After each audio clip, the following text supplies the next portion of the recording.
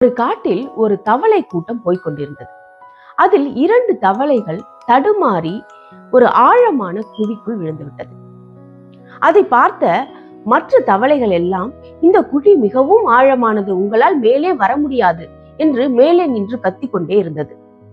அதில் ஒரு தவளை அந்த எதிர்மறையான வார்த்தைகளை கேட்டு நம்பிக்கை இழந்து அங்கேயே விழுந்து இறந்து போனது. ஆனால் மற்றொரு தவளை விடாமல் குதித்து கொண்டே இருந்தது.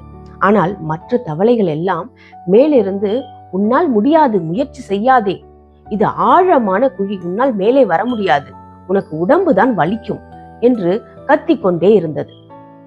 ஆனால் அந்த தவளை எப்படியோ கஷ்டப்பட்டு மேல வந்துருச்சு. மேல வந்த பிறகுதான் தெரியுது அந்த தவளைக்கு செவித்திறன் குறைபாடு இருக்குன்னு, அதாவது காது கேட்கல. அந்த தவளை என்ன நினைச்சுக்கிச்சுன்னா, மேல இருந்த தவளைகள் எல்லாம் உன்னால முடியும், மேல வா மேல வான்னு உற்சாகப்படுத்தினதா நினைத்து அது மேலும் வேகமா குதிச்சிருக்கு. இங்கு மற்றவர்கள் சொன்ன உன்னால் முடியாது என்ற வார்த்தை ஒரு தவளையை கொன்றது.